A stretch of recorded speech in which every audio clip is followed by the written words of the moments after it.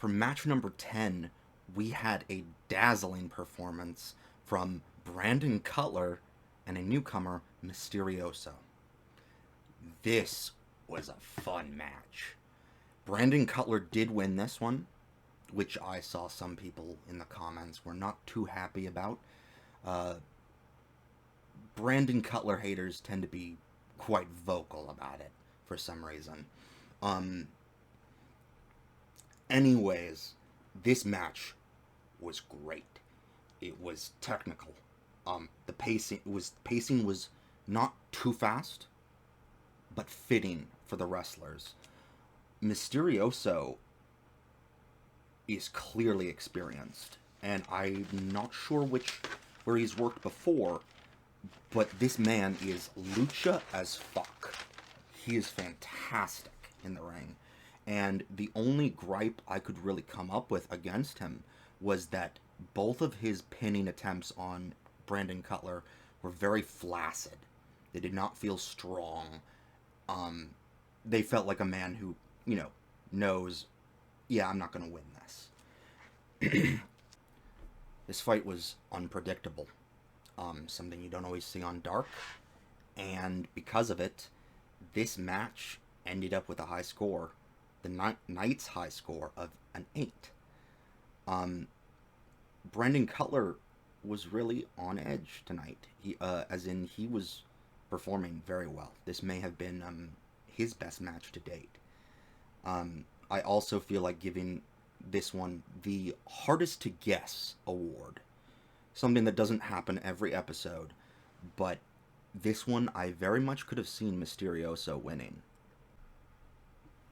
For match number 11, we had Hobbs versus Ryzen.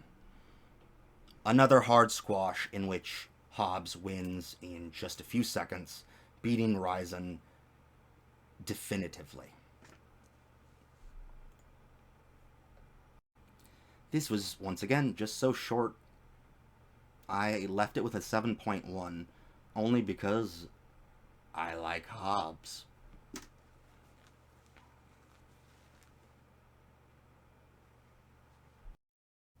And to finish off the night, we had Nick Comoroto versus Fuego del Sol.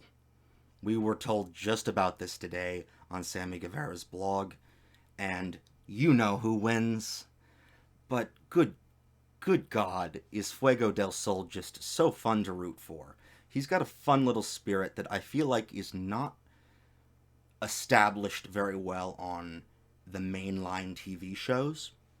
But if you watch shows like Being the Elite and Sammy Guevara's blog, this dude is a character.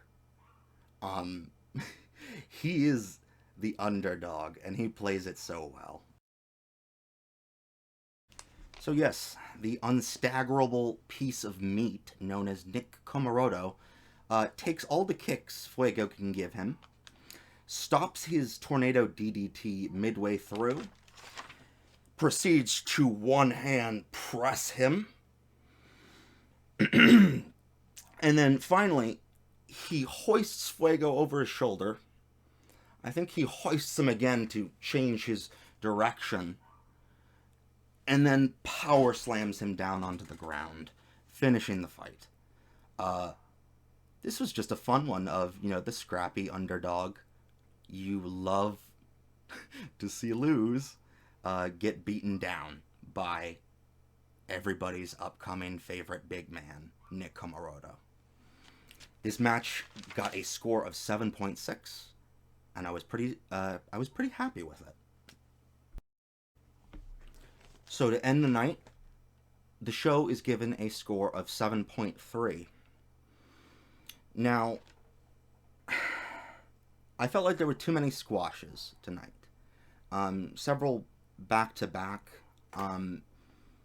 And just compared to the last 3 or 4 weeks of Dark that we've gotten, which have been exceptionally good shows considering Dark, this felt a bit more in line with what I've come to expect, which is a little bit lower in quality. Nothing against that. Those last 4 weeks have been amazing, and I know it's hard to keep a Dark show's roster truly exciting at all times. I felt like there weren't too many memorable lines tonight. The only one that really stuck out to me was Anthony Agogo asking Taz specifically how moves felt.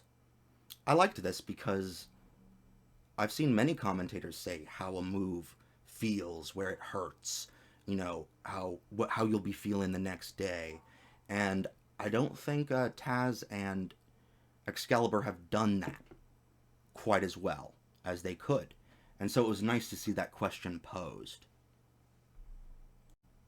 We did get some character development, but I also felt like it was a little bit of a mixed bag. Um, in that things didn't necessarily feel cohesive as a single universe with, determined power levels and whatnot. For instance, I found Casey versus Starks, Casey Navarro versus Starks, to be just too fast of a squash, especially when you compare it to Hobbs versus Ryzen. It makes sense for someone that much bigger than Ryzen to just crush them in a moment. I just feel like the instant finish from Ricky Starks didn't feel as believable. And I do believe in him. I think he's a championship worthy wrestler. It's just, I don't think that he's strong enough to literally pin a man in the opening 2 seconds of a match.